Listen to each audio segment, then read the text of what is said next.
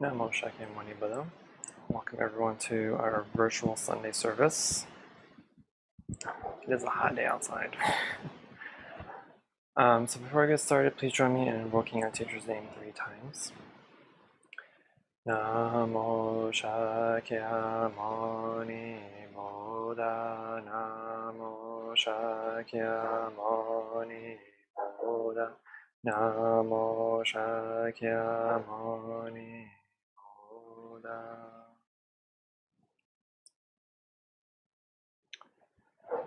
So today's topic I wanted to discuss, since this morning for the Vietnamese service, very small service that we had a memorial service for our venerable teacher's late mother, who has died a couple years ago. So it was her death anniversary. So we had a small service in honor of her. So because of that, we'll also be chanting the Amitabha Sutra today in her honor as well, the English version at least. So the topic is around death, or the idea or concept of death in Buddhism. And so in Buddhist teachings, or any time we study Buddhism, we always see the word suffering, right? Which many believe is an inaccurate translation or transliteration of the word dukkha. So it really means more or less of dissatisfaction, not so much suffering. Because when we hear the word suffering, we think of, physical or mental suffering, right? But that's not really the case, because if we use the word suffering, then for the most part, a lot of us are drawn to just stuff that is mentally or physically suffering for us or causes us suffering, and that's not really the case. So we try to use the word dissatisfaction a little bit more because it's easier to grasp. It's more comprehensive. It gives us a bigger idea of what the word dukkha is actually trying to mean. So we use dissatisfaction because there's dissatisfaction in every life, right? In all our lives, everybody's life, there's dissatisfaction in some way, shape, or form. And in Buddhist teachings, in some of the sutras, he mentions 8 different sufferings, right? And among those sufferings is suffering of birth, old age, sickness, and dying, suffering of being away from loved ones, suffering from being with those you dislike, suffering from not getting what you want, and suffering of the 5 desires, or the 5 skandhas. So a part of those sufferings, right, is the suffering of death, which is of dying. So in normal societal terms, right, in anybody's world or lifestyle, death is a pretty big topic. It's a topic of sadness, of depression, maybe even anger sometimes. But in Buddhist terms, death is not end of life. It's not the end of someone's life. It's just a continuation from one form to another. And I like to analogize the life as, going as a business person, right? Imagine your consciousness, because it's our 8 consciousness, the alaya consciousness, that moves from one life to another, right? In Buddhism, we don't have the concept of a soul, so of anatman. So we have no soul that necessarily transfers one life to another, right? It's our consciousness that is moving from one form to another. So I like to use an analogy of our consciousness like a business person, or as a business man or woman, right? So if you're a businesswoman typically that travels, or a business person that travels a lot, right? You're constantly going from one hotel to another. You're going from one city to another. And that's how I like to see our consciousness. Our consciousness is this business person that just goes to one hotel, stays there for as long as they need to be, do anything to do, and once that business is done in that area or that city or town, we move on to a different city, right? So it's the same thing with our births and deaths and rebirths, right? We are reborn into one life, and once that life is done, we kind of migrate and move on to the next. So there's really no stopping point. It's not an end of life. We may think there's an end because we have this concept of self, of ego, right? That this body is mine. This is only what and who I am. Is this body? Is this name? Is this life? This job? This whatever it is, right? But that's inaccurate. It's the incorrect thinking of a Buddhist. So instead, and that's why we always discuss about ego and reading of our ego, because our ego is what holds on to these attachments that we have in life, right? We suffer from the 3 poisons, ignorance, greed, and anger, because we have this ego, because this ego is grasping onto these things that cause us to be angry, that cause us to desire things, and cause us to see things as to see things as they aren't really are, or not really are.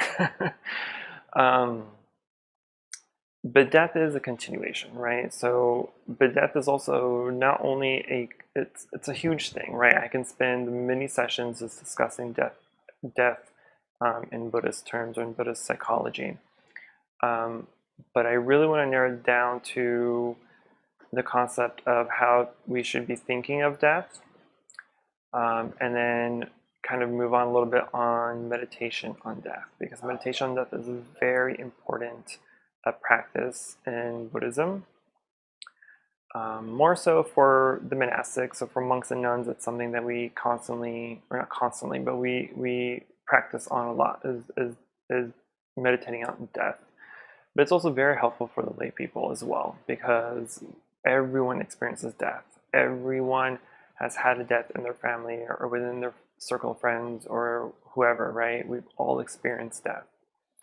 So it's not something that is new to anyone or necessarily a surprise, but it causes us grief because we are attaching ourselves to that person. We are begging the universe or begging God or whomever to keep them here, right? And we're angry at them because they've left us too soon, or we weren't ready for them to leave. And we've noticed, maybe I've noticed, and other people may have known that, since death is always occurring, right? Sometimes it happens suddenly, which is probably the most traumatic and dramatic for a lot of people.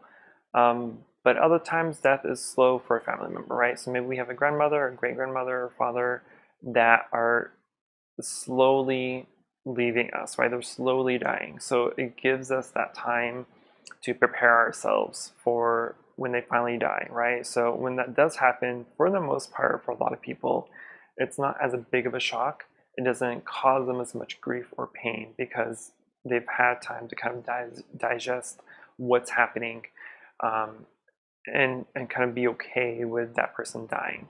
Versus when someone dies suddenly, right, or without cause or whatever, it's a huge shock, and it causes so much grief and pain. And it's understandable because it's quick. We don't see it coming, versus when it's kind of progressing a long period of time and they finally pass away and we're a little bit more okay with it. So when we practice the meditation on death, is pretty much the same way as if we were kind of seeing someone die slowly, right? So we are meditating on not only death itself, but what's also helpful is meditating on someone that you love that's still alive. We meditate on them dying or be dead. As morbid as that sounds, it's very helpful because in the same way as if we were seeing someone die slowly, we are mentally preparing ourselves to accept death when it happens. So that way when it does happen, we're not angry, we're not frustrated, we're not, depressed or just completely not ourselves when the time comes. And it's very difficult. It's definitely not easy. I can tell you from experience, when I've meditated on family members or parents or grandparents, there are many occasions when I've cried because it's such a difficult topic. It's such a difficult thing to do because you don't want it to happen, right? You don't want your parents or your siblings or your loved ones to die. So it becomes very difficult to meditate on their death. But in the same time, in the same token, it's also a very strong mental preparation for us. So that way when they die or anyone else dies that is close to us or related or loved or whatever, it's a little bit more easy to see that death is something that's naturally going to happen. It is something that's going to happen no matter what, right? We've seen many people on TV and social media that try to do everything in their power to prolong their life and to keep them feeling or looking young, right? Because they're scared of dying. And it's okay, of course, to do things to prolong our life, right? We definitely do want to diet, eat right, and exercise and be healthy in our lifestyle so that we can live long and healthy. That's perfectly fine. But there are people who do crazy things, right, to to try to stop death from happening. Many years ago, when I was on a trip to Thailand, it's a cool story. I think it's a cool story. I was on a trip in Thailand, and there was this older couple that was kind of in our little tour bus kind of thing, right? And the gentleman, and they were both, I later found out that they were both like in their mid and late 70s. So the gentleman, he looked like his age, but his wife, who was only a few years younger than him, looked like she was like at least half his age, right? And she was the adventurous one. So after, hanging out with them, speaking to them over time, the husband kind of, confided in us, me and my friends, that, his wife has had a lot of work done. She does drinks and eats all these crazy things to make her feel younger and look younger. And eventually kind of found out that she is just afraid of being her age. So she does all these things and does all these crazy adventures and stuff to make her feel and look to others like she is not her age, because she's afraid to be her age. She's afraid of getting older and dying. So she does all these crazy things and eats all these crazy things from around the world to make her look and feel younger. Which is okay, right? There's a part of that that's okay, because like I said, like, you want to do things to keep yourself healthy and feeling energetic and good, right? But at the same time, you don't want to avoid what's inevitable, right? You don't want to avoid trying to halt aging or getting sick or dying, right? Because it's gonna happen in one way, shape, or form. It's gonna happen. So doing things to avoid that from happening is just it in a way, it may even distract you from being able to enjoy life, because you're so hyped and trying to do all these things to slow down your aging process or whatever it is, that you're constantly distracted from good thing that's happening in your life, because you're trying to grasp onto something to avoid something else that's already going to happen, whether you like it or not. But the point is we want, in a way, in a very subtle way, we want to embrace the idea of death. We don't want to be afraid of death because it's going to happen. So instead, we do at least want to acknowledge and accept the concept of dying and death, either in ourselves or in others. Because death, I mean, it's something that everyone grieves about. It's inescapable, right? Everyone's going to cry at funerals. Everyone's going to be emotional. So some people can't help it, and we may not be able to help it, even if we practice meditating on death or doing whatever else, right? But what we're really trying to accomplish here is just being in a mindset and being able to accept death when it does happen, accept that we are going to die, that we're going to age and get sick and eventually die, right? So when we meditate on death, right, there's a few different meditations in Buddhism, where we meditate on death, or the idea around death, right? There's one meditation where we are meditating on the different forms of the body decaying, right? So we're visualizing a body from its prime days all the way to its aging process and its dying process and its disintegration process. And that's probably one of the most difficult types of meditations to do, because it's pretty graphic, or you're supposed to get pretty graphic with it in your mind when you're meditating on it. But on a lesser, more morbid note, when we are meditating on death in general, what we're trying to do is really just contemplate the idea of death being the inevitable process, that it's gonna happen, that it's inescapable. So we're just trying to accept and acknowledge that death is there, and then that dying is something that's naturally gonna happen. If you think about it, even our bodies, right, on a scientific, on a biological and chemical level, we have cells that are dying and living every single day. There are microbes dying and living every day, right? So our whole body is changing, right? Our hair, when it falls out, that's a form of us dying, and that new hair grows back. Our skin, our old skin, dead skin's, kind of falls off and new skin regenerates itself. So our body is in a constant flow of dying and being reborn again over and over again, right? Even when we sneeze, right? Some of us, when we sneeze, if it's a really big sneeze, like, our heart stops for a good second, or at least a fraction of a second, right? So if you want to think about it in that kind of way, that's a form of you dying and coming back to life. But death is something that's happening, right? It's really not the end process, right? Buddhism is very scientific. We look at things as things of leaving and coming back, right? It's just like water or air, right? The water can evaporate, it turns into clouds, goes in the sky, rains down, and it just creates this circle effect, right? This whole cyclic effect of becoming one form, becoming a liquid form, a gas form, and then just kind of repeating itself over and over again. So there's really no end to life. It's just a continuation from one form to another. The form may change, right? So we may be born in a different, we may be born as an animal in our next life, right? We may be born in a different land, different country, different race, different gender. So our forms are going to be changing. So we don't want to think about it as the end, right? Because if we think about it that way, that's kind of sad maybe. But at the same time, we do want it to be the end, right? Because our goal in Buddhism is to attain enlightenment, right?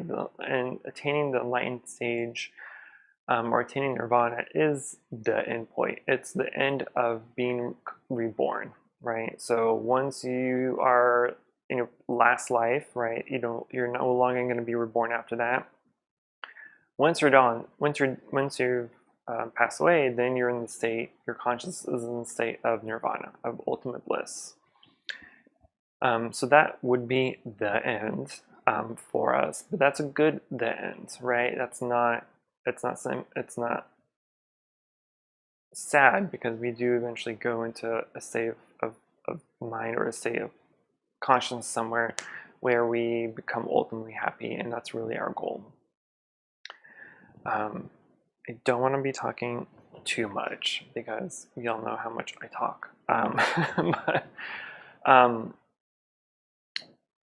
But I can go on and on. Death is a huge topic in Buddhism, and there's a lot of different subtopics to it. And there's a lot of different avenues we can look into it, different categories we can meditate on. But ultimately, our goal when we think about death in Buddhism is really just being able to accept it, to know that it is not the end of this life. Well, it's the end of this form, but our consciousness will be born in a different form, and that's what we have to remember is this body may be the end, right? But this body is not us, right? This body is not Quantre. This body is not who I think I am or want to be. So death is just getting rid of this baggage and claiming new baggage in the next life. But we also want to attempt to meditate on death as well. We want to try to think of, it may not be someone necessarily, right? You can just think of a faceless form maybe, but if you're meditating on death, you're meditating on the stages of life, right? So you can maybe think of it, maybe meditate or contemplate on an infant and kind of see the life progress into adulthood, and then to the death process, and then through the decaying process. And then from the decaying process, right, there's a meditation where you contemplate the decayed body turn into a tree, right? And then the tree grows into a fruit tree. The fruit tree is eaten by us or by animals, but at the same time it also falls into the ground and the seeds create new trees, right? So from one form of life, another form is created. So it doesn't have to be super morbid, right? You can just maybe meditate on it that way. It'll be a little bit easier for us. And then hopefully when the time does come, right, if someone we love or care about does pass away, that we are able to accept it a little bit easier and know that it's something that was going to happen anyway, right? So we shouldn't be so engulfed in sorrow and in sadness, because it is something that is naturally going to occur in everybody's life. And so we meditate on that because we want to prepare ourselves. That way when the time comes, it's a little bit easier for us to accept. It's easier for us to handle the situation. It'll be easier for us to help other people handle it, right? but it is a huge topic. So I just want to kind of give you a gist of that, since we'll be chanting the Amitabha Sutra today, which is a whole other topic that I can probably spend many sessions about discussing. But we chant the Amitabha Sutra not only for the dead person, but also for the living, because the Amitabha Sutra itself is describing this land of ultimate bliss, this land that is perfect and beautiful and filled with clear water pools and jeweled, grounds and trees and all this other stuff. And it's describing that not necessarily because it's like a heaven that we go to when we're dead, but at the same time, it's also describing that if we practice wholeheartedly and we practice with diligence and with effort, that we would be able to get a clear mind, that we're able to see the chaos in the world, right? So we're surrounded by ugliness sometimes, right? We're surrounded by chaos and things that may not be naturally pretty, but if we practice and we meditate and we're able to clear our mind and have some sort of moments of enlightenment, then we would be able to see, or we can see, our world as completely beautiful. And that's the mind of the Buddha. That's the mind of the enlightened person, is they see everything as beautiful, because everything is beautiful, right? We only call things ugly or unattractive because that's our own perception. That's our own false idea and perceptions and opinions about something, because we are thinking it's ugly, but to somebody else it's something that's beautiful. But when we have an aligned mind, or a semi-aligned mind and a clear mind, then we see everything as beautiful equally with no discrimination. And that's what the Amitabha Sutra is trying to really tell us, right? It gives a really graphic detail of Amitabha's Pure Land of ultimate bliss as this beautiful place that we can go to when we die. And that's part of it, but another part of it, the more normalistic part of it, is just it's telling us to practice to a point where we're able to clear our minds so clearly that we have these moments of enlightenment where we do see our world as completely beautiful and a land of bliss. So we'll stop there. So you can definitely chant along with me to the Amitabha Sutra if you have our book. You can also, I don't know if I included it in the YouTube description or not, but if you go to some of my other chanting videos of the Amitabha Sutra, there should be a link there to the sutra itself. I don't know if it's fully what I chant, but at least you can chant along for the actual sutra part.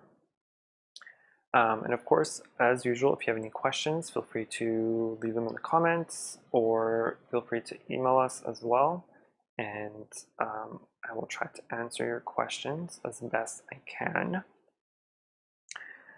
So we'll go ahead and transfer the merit and go to our chanting. Namo Shakyamuni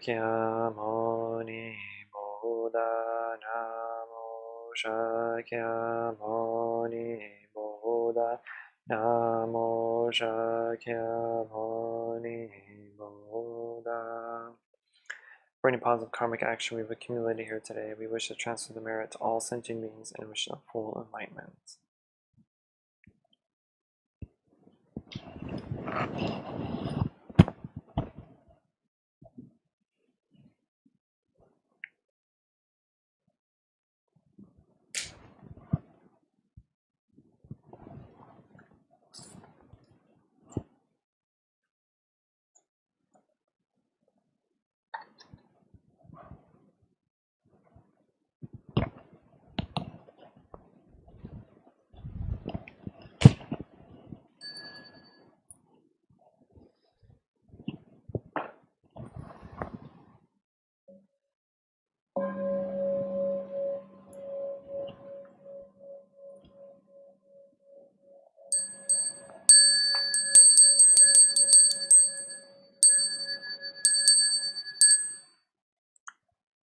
Body, speech, and mind in perfect oneness, I send my heart along with the sound of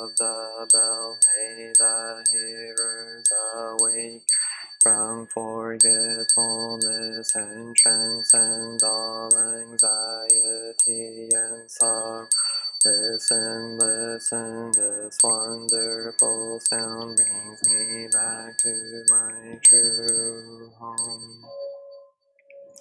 In gratitude we offer this incense to all Buddhas and Bodhisattvas throughout space and time. May it be fragrant as earth herself reflect our careful efforts, how wholehearted mindfulness and the fruit of understanding slowly ripening. May we and all beings be companions of Buddhas and Bodhisattvas. May we awaken from forgetfulness and realize our true home.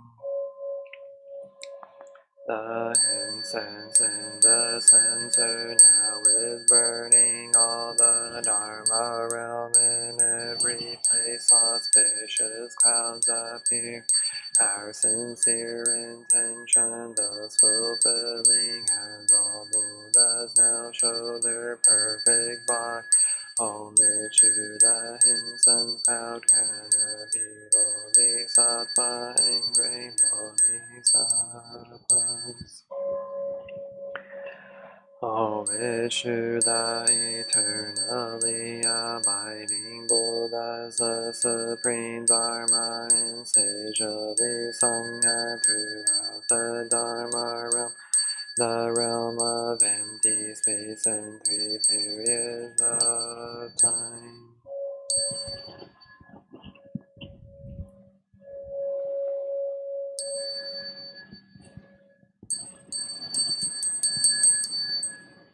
Homage to the fundamental teacher Shakyamuni Buddha Maitreya, honor future Buddha Manjushri, great wisdom Bodhisattva, universal conduct Bodhisattva, whole Dharma guarding Deva Bodhisattva, and the magic mountain assembly of Buddhas and Bodhisattvas.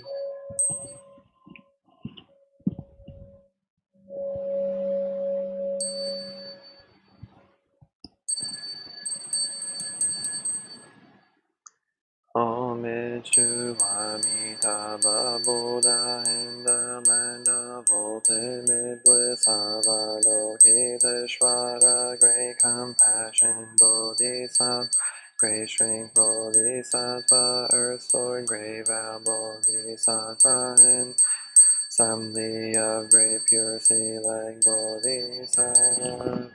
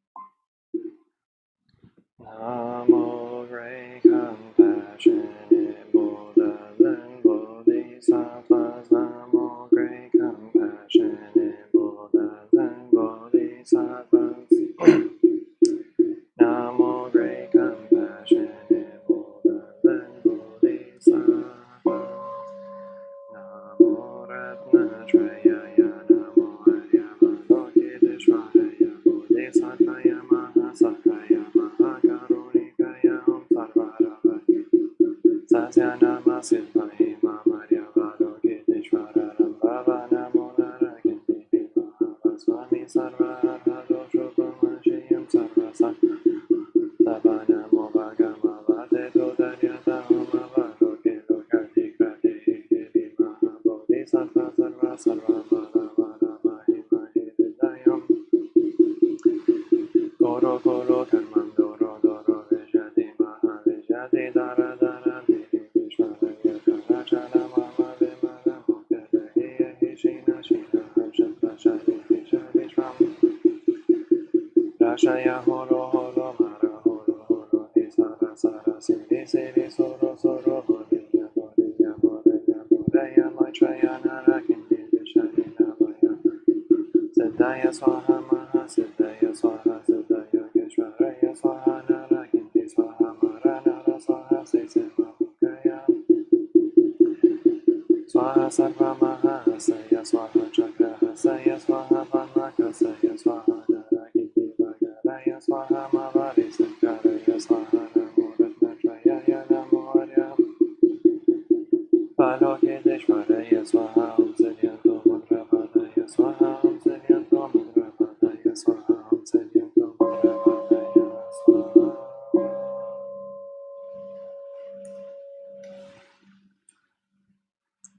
Aham surpass profound and wonderful Dharma is difficult to encounter in hundreds of millions of eons. I now see and hear it, receive and uphold it, and I vow to fathom the Tathagata's true meaning. Namo Shakyamuni Buddha, Namo Shakyamuni Buddha, Namo Shakyamuni Buddha.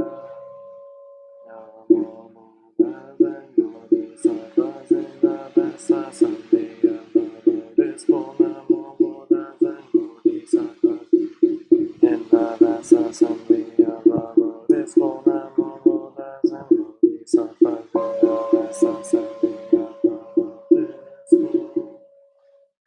The Sutra Bhavanidava Buddha, this I have heard at one time. The Buddha built the Shavasi in the Jeta Grove in the garden of the benefactor of orphans and the solitary together were the gathering of great pictures, 1250 in all great Dhamma assembly near and recognized. Elder Shariputra Mahamoggarayana Mahakashyapa Mahakatyana Mahakashuti Darivada Shruti Bantakananda Ananda Bahuda Gavampati Binduna Prabhaja Garudayan Mahakapina Bakuda Niruda and others such as these all great disciples together with all the Bodhisattvas Mahasattvas Dhammakas Manjushriya Jita Bodhisattva Gandahasan Bodhisattva Nityo Dukta Bodhisattva and others such as these all great Bodhisattvas and together with Shakta Chifa Mangas and the numberless great multitudes from all the heavens at the time the Buddha told the elder Shariputra, passing from here through hundreds of thousands of millions of Buddha lands to the west, there is a world called Ultimate Bliss. In this land the Buddha called Amitabha right now teaches the Dharma. Shariputra, for what reason is this land called Ultimate Bliss? All living beings of this land ignore none of the sufferings but enjoy every peace. Therefore it is called Ultimate Bliss. Moreover, Shariputra, this land of Ultimate Bliss is very surrounded by 72 of them and 7 rings of heaven, and 7 rings of trees walking from the 4 treasures. And for this reason is Ultimate Bliss. Moreover, Shariputra, this land of Ultimate Bliss has pools of the 7 trees filled with the waters of infinity, flowing with virtues of water of its flow. Its pure was spread over with golden sand on the 4 surfaces of gold, silver, lattice, gold, golden crystal, above the roof of the window. Gold, silver, lattice, lovely crystal, mother of pearl, and gold, and honey,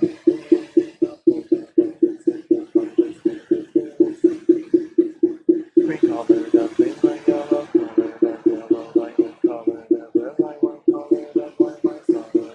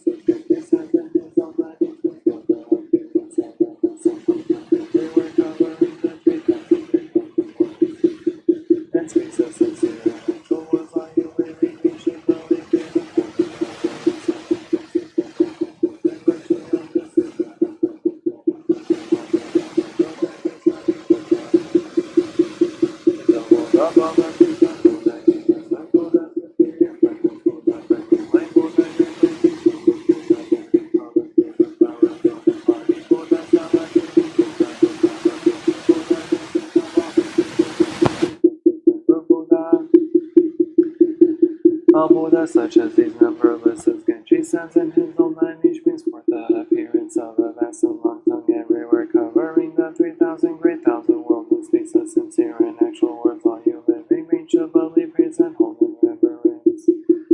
The inconceivable merit and virtue of the Sutra of the Mindful One, of whom all Buddhas are protective. Shariputra, what do you think? Why is it called Sutra of the Mindful One, of whom all Buddhas are protective? Shariputra, if a good man or good woman hears the sutra and holds to it, and hears the names of all these Buddhas, this good man and woman will be the mindful one, of whom all Buddhas are protective, and will irreversibly attain to Anuttara Samyik. Therefore, Shariputra, all of you should believe and accept my words and those which all Buddhas speak. Shariputra, if there are people who have already made the vow, who now make the vow, or who are about to make the vow, I desire to be born in Amitabha. These people, whether born in the past, not to be born, or to be born in the future, all will irreversibly attain to Anuttara Samyik. Therefore, Shariputra, all good men and good women, if they are among those who have faith, should make the vow. I will be born in them, and Shariputra, just as I now praise the inconceivable merit and virtue of all Buddhas, all those Buddhas equally praise my inconceivable merit and virtue, saying these were Shakyamuni Buddha. Can complete extremely rare and difficulties in the Saha and in the evil time of the five impurities, in the midst of the Kapha impurity, the feel impurity, the affliction impurity, the living beings impurity, and the life impurity. He can attain Anuttara Samyik Sambodhi, and for the sake of living beings speak this Dharma, which in the whole world is hard to believe. Shariputra, you should know that I in the evil time of the five impurities practice these difficulties, attain Anuttara Samyik Sambodhi, and for all the world speak this Dharma, difficult to believe, extremely difficult. After the Buddha spoke the sutra, Shariputra and all the bhikshus, all the godsmen and asuras, and others from all the worlds, he remarked the sutra, said joyously, welcome, faithfully accepted, that is victory within the Buddha and Bodhisattvas. Mahasattvas proclaimed the Sukha Bhati Vyuhadarani Namo Amitabhaya Tathagata Yataryata Amrita Bhavi Amrita Siddham Bhavi Amrita Vikaranti Amrita Vikaranta Gamini Gagana Gita Gare Swaha. Namo Amitabhaya Tathagata Yataryata Amrita Bhavi Amrita Siddham Bhavi Amrita Vikaranti Amrita Vikaranta Gamini Gagana Gita Gare Swaha. Namo Amitabhaya Tathagata Yataryata Amrita Bhavi Amrita Siddham Bhavi Amrita Vikaranti Amrita Vikaranta Gamini Gagana Gita Gare Swaha. May all the four kinds of beings reach the jewel land, and the beings of the three realms be born from lotus. May all the myriad ghosts attain the threefold worthies, and the countless sentient ones ascend the 10 grounds. Amitabha's body is the color of gold, the splendor of his hallmarks has no peer, the light of his brow shines around 100 worlds wide as the seas are. His eyes pure and clear, shining in his brilliance by transformation, are countless bodhisattvas and infinite Buddhas. His 48 vows will be our liberation in 9 lotus stages. We reach the farthest shore. Namo Amitabha Buddha, Namo Amitabha Buddha, Namo Amitabha Buddha, Namo Amitabha Buddha, Namo Amitabha Buddha, Namo Amitabha Buddha. Namo Amitabha Buddha, Namo Amitabha Buddha, Namo Amitabha Buddha, Namo Amitabha Buddha, Namo Avalokiteshvara Bodhisattva, Namo Avalokiteshvara Bodhisattva, Namo Avalokiteshvara Bodhisattva, Namo Great Strength Bodhisattva, Namo Great Strength Bodhisattva, Namo Great Strength Bodhisattva, Namo Shuddhikatva Bodhisattva, Namo Shuddhikatva Bodhisattva, Namo Great Pure Sea Light Bodhisattva, Namo Great Pure Sea Light Bodhisattva,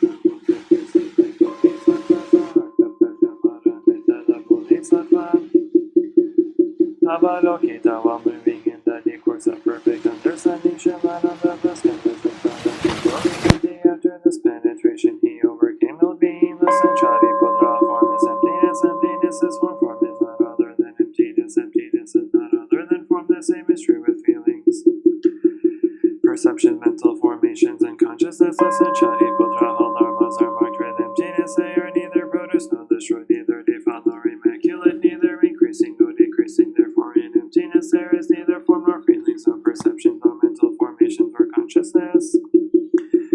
No eye or ear or nose or tongue or body or mind, no form, no sound, no smell, no taste, no touch, no object of mind, no realms of elements, no interdependent origins, and no extinction of them. No will be, no cause of will be, no end of will be, no path, no understanding, and no attainment, because there is no attainment. The bodhisattvas grounded in perfect understanding find no obstacles for their minds, having no obstacles they overcome fear, liberating themselves forever from illusion and realizing perfect nirvana. All Buddhas in the past, present, and future arrive at Anuttara Samyak Sambodhi. Therefore, one should know that perfect understanding is the highest mantra, the unequal mantra, the destroyer of ill being, the incorruptible truth, the mantra Prajnaparamita should therefore be proclaimed. Gate gate para gate para sam gate bodhi swaha. Gate gate para gate para sam gate bodhi swaha. Gate gate para sam gate bodhi swaha. Maha Prajnaparamita, Maha Prajnaparamita, Maha Prajnaparamita. Sentient beings are limitless, I vow to liberate them. Afflictions are endless, I vow to eradicate them. Teachings are infinite, I vow to learn them. Buddhahood is supreme, I vow to attain it. I vow that from now until the end of my life, and in all future lives until I attain Anuttara Samyak Sambodhi, that I will help all sentient beings in all realms of existence and their suffering. For any misdeeds I have caused by my mind, speech, or action due to my ignorance, greed, and anger, I repent. For any misdeeds I have caused by my mind, speech, or action due to my ignorance, greed, and anger, I repent. For any misdeeds I have caused by my mind, speech, or action due to my ignorance, greed, and anger, I repent. Namo Tadaskam, one worthy of offerings, a proper and universal knowledge, perfect in understanding and conduct, skillful in leaving the world through liberation, perfect and complete understanding of all worldly dharma. Unsurpassed, light teeming hero, teacher of gods and people, Buddha, world honored one. Namo Shakyamuni Buddha, Namo Shakyamuni Buddha, Namo Shakyamuni Buddha, Namo Manjushri Bodhisattva, Namo Manjushri Bodhisattva, Namo Manjushri Bodhisattva. Namo Samanta Bhadra Bodhisattva, Namo Samanta Bhadra Bodhisattva, Namo Samanta Bhadra Bodhisattva, Namo Maitreya Bodhisattva, Namo Maitreya Bodhisattva, Namo Maitreya Bodhisattva, Namo Deva Guardian Bodhisattvas, Namo Deva Guardian Bodhisattvas, Namo Deva Guardian Bodhisattvas, Namo Sarva Tathagata Varokite Om Sambara Sambara Om, Namo Sarva Tathagata Varokite Om Sambara Sambara Om, Namo Sarva Tathagata Varokite Om Sambara Sambara Om, Namo Saurabhaya Tathagata Yatanyata Om Saurabhaya. Om Soro Soro Prasoro Swaha, Namo Saurabhaya Tathagata Yatanyata Om Soro Soro Prasoro Swaha, Namo Saurabhaya Tathagata Yatanyata Om Soro Soro Prasoro Swaha. Om Gagana Sambhava Vajraham, Om Gagana Sambhava Vajraham, Om Gagana Sambhava Vajraham. I take refuge in the Buddha, the one who shows me the way in this life. I take refuge in the Dharma, the way of understanding